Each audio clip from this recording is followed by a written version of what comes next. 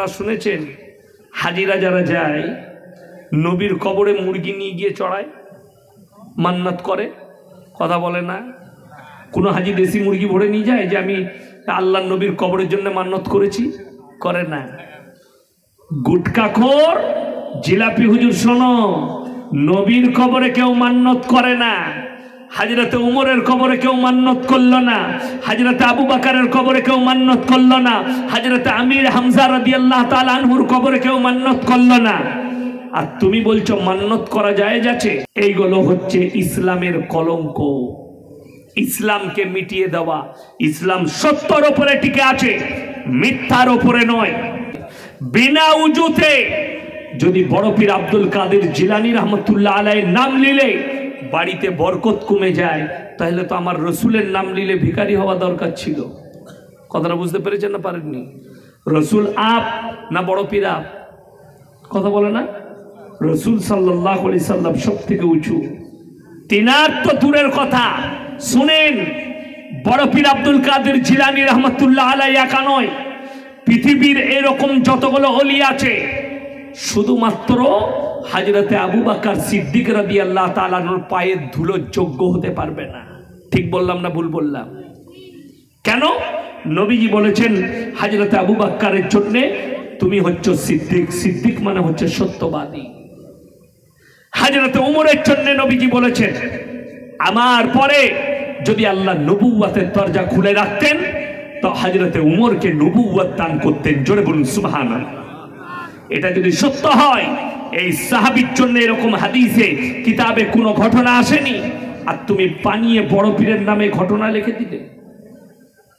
এইগুলো হচ্ছে ইসলামের কলঙ্ক, ইসলামকে মিটিয়ে দেওয়া।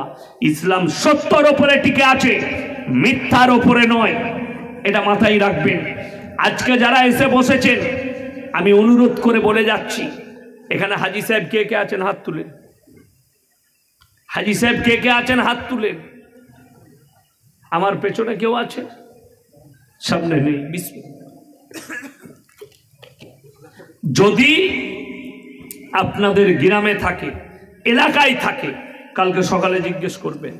ইয়াসিন ভাই বলে গেছে মক্কা থেকে মদিনা 430 থেকে 450 কিলোমিটার রাস্তা। কত বললাম? 430 থেকে 450 কিলোমিটার রাস্তা। একটা মাজার পাবেন না, একটা মাজার নাই। আমার বাড়ি থেকে আপনাদের এখানে খুব জোর হলে 30 আর মনে হয় এই 65 কিলোমিটার হবে আমার বাড়ি থেকে, পুরসা থেকে 65 হাজারের বেশি মাজার আছে। বিশ্বাস করে জিজ্ঞেস করবেন হাজী সাহেব দিকে যে মক্কা থেকে মদিনা গেলেন 430 থেকে 450 কিলোমিটার, কটা মাজার দেখেছিলেন? এইটা একদিকে রাখুন। দ্বিতীয় কথাটা শুনেলেন, যারা হজ করতে গেছেন তাদেরকে জিজ্ঞেস করবেন আল্লাহ নবীর কবরে কটা চাদর চড়িয়েছিলেন? আমি চ্যালেঞ্জ দিয়ে বলে গেলাম, যদি কবরে চাদর চড়ানো জায়েজ হতো, আল্লাহ নবী সাল্লাল্লাহু আলাইহি সাল্লামের কবরটা তোমার মতো টানা চাদর নয়, আসমান পর্যন্ত হিরেমতি মুক্ত চাদরে ঢেকে যেত। ঠিক কিনা? নবীজির কবরে জায়েজ নেই, পৃথিবীর আর কোন মৌলবি মোল্লা পীর ফকিরের কবরের জন্য জায়েজ হতে পারে না। আল্লাহ রসুলের কবরে সিজদা নেই, পৃথিবীর আর কোন মৌলবি মোল্লা পীর ফকিরের কবরের জন্য সিজদা চলবে না। আচ্ছা, আপনারা শুনেছেন হাজিরা যারা যায় নবীর কবরে মুরগি নিয়ে গিয়ে চড়ায়, মান্নাত করে, কথা বলে না?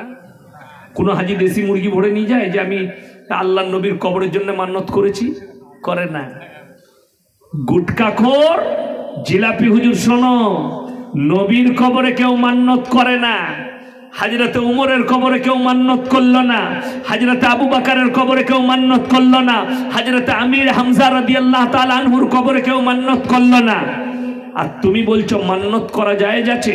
কোরআন খুলেন সূরা বাকারা, ইন্নামা হারামা আলাইকুমুল মাইতাতা ওয়াদ-দামা ওয়া লাহমাল খিনজির ওয়া মা উহিল্লা বিহি লিগাইরিল্লাহ। প্রবাহিত রক্ত, মরা জন্তুর মাংস, শুয়োরের মাংস, আল্লাহ ব্যতীত অপরের নামে উৎসর্গিত জিনিস তোমাদের জন্য হারাম করা হয়েছে। ঠাকুরের সামনে যে প্রসাদ রাখা হয় সেটা হালাল না হারাম? কেন? আল্লাহ ব্যতীত অপরের নামে উৎসর্গ করার কারণে। যদি আল্লাহ ছাড়া ঠাকুরের নামে উৎসর্গ করার কারণে প্রসাদ হারাম হয়, তুমি আল্লাহ বাদ দিয়ে পীরের নামে মান্যত করবে, কি করে হালাল হতে পারে? 1000 বার বিসমিল্লাহ পড়ে জবাহ করলেও সেই প্রাণীটার হালাল হবে না, যেহেতু আল্লাহ ব্যতীত অপরের নামে উৎসর্গ করা হয়েছে। দ্বিতীয় নম্বর শুনে নেন, পরের আয়াতটা বুঝতে পেরে যাবে। এই মাজারের কবরের সামনে, মাজারের সামনে, গাছতলায়, ঠাকুরের সামনে এই মালগুলোকে আল্লাহ কতটা ঘৃণিত করেছে। ফামানি তুররা গায়রা বাগিন ওয়ালা আদিন ফালা ইসমা আলাই ইন্নাল্লাহা গফুরুর রহিম। হে আমার নবী, পৃথিবীর মানুষকে বলে দাও, ফামানি তুররা গায়রা বাগিন, বাগিউ মানে হচ্ছে ক্ষতিগ্রস্ত, এমন জায়গায় পৌঁছে গেছে যে আপনি না খেলে মারা যাবেন, খাবার কিচ্ছু নাই, না খেলে আপনি মারা যাবেন, এমন জায়গায় পৌঁছেছে। আপনি কি করবেন? আপনার চোখের সামনে মুহাদ্দিসিনরা এর ব্যাখ্যা করেছেন, মুফাসসিরিনরা। দুটো প্লেট আছে, একটা প্লেটে শুয়োরের মাংস, একটা প্লেটে আছে আপনার মাজারের পরা মুরগির মাংস। বেশিরভাগ মুহাদ্দিসিন বলেছেন শুয়োরের মাংস 2 পিস খেয়ে প্রাণ বাঁচাবে, কিন্তু ওই মাজারের পড়া মুরগিটা খাওয়া যাবে না। কত ডেঞ্জার বুঝলেন? কত ডেঞ্জার। হ্যাঁ, আপনি যদি বলেন আমার ছেলে মাধ্যমিকে ফার্স্ট হলেন, আমি মসজিদে আল্লাহর রাস্তায় একটা গরু কুরবানি করে গোটা গ্রামবাসীকে খানা করে খাওয়াবো, জায়েজ আছে। আমার ছেলে ফার্স্ট হলে আমি সিয়ারা বাজার মাদ্রাসায় 500 টাকা দেবো, জায়েজ আছে। আমার ছেলে যদি ফার্স্ট হয় আমি সিয়ারা বাজার মাদ্রাসায় একটা ছাগল দেবো আল্লাহর রাস্তায়, জায়েজ আছে। কিন্তু পীরের নামে, খাজা বাবার নামে, আপনার দাতা বাবার নামে, মাজারের নামে জায়েজ নাই। যারা আছেন তারা হকিকত জানেন। এই চৈত্র মাস পড়বে রমজান মাসে, রমজান মাসে চৈত্র পড়বে না? পড়বে না। ফাল্গুন মাসের 28 তারিখ থেকে আল্লাহ যদি করায় রোজা আরম্ভ হয়ে যাবে।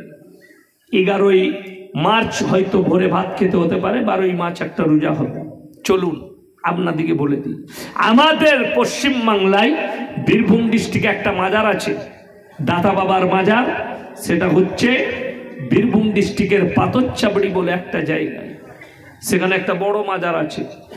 সেই মাজারে যিনি শুয়ে আছেন তার নাম হচ্ছে দাতা বাবা। দাতা আল্লাহকে ছাড়া কেউ কি বলা, কথা বলেন, চলবে না। দাতা, দাতাকে একমাত্র আল্লাহ। অনেকজন গাড়িতে লিখে রেখে দিয়েছে দাতা বাবার না, দাতা বাবার দান। হারাম এই শব্দটা লেখা শিরকি শব্দ, এই শব্দ লেখা শিরকি শব্দ। দেনেওয়ালা মালিক সকলে বলুন কে? আল্লাহ একমাত্র দেনেওয়ালা, বাকি পৃথিবীতে দেনেওয়ালা কেউ নেই। তাই আল্লাহ ব্যতীত অপরের কাছে তুমি ভালো মন্দ চাইতে পাবে না। এই পাথরচাবড়িতে আপনি চলুন, আপনাকে দেখিয়ে দেবো, মেলার সময় যাবে,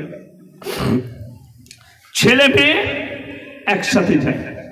আমি চ্যালেঞ্জ দিলাম বেরেলভি ভাইদের সব থেকে বড় মুফতি, তার নাম হচ্ছে আহমদ রাজা খান বেরেলভি, যাকে তারা ইমাম বলে মানে, যাকে তারা মাসলাকে আলা হযরত বলে।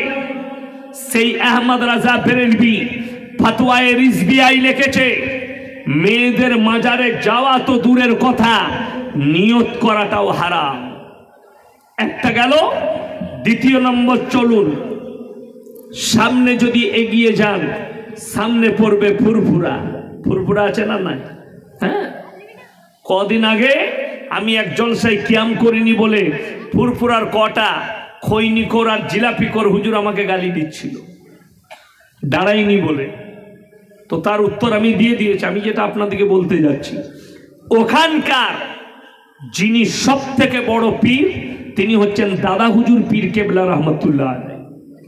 তিনি তিনার ওসিয়তনামায় লিখেছেন মেয়েদের মাজারে যাওয়া হারাম, মেয়েদের মাজারে যাওয়া হারাম। এরপর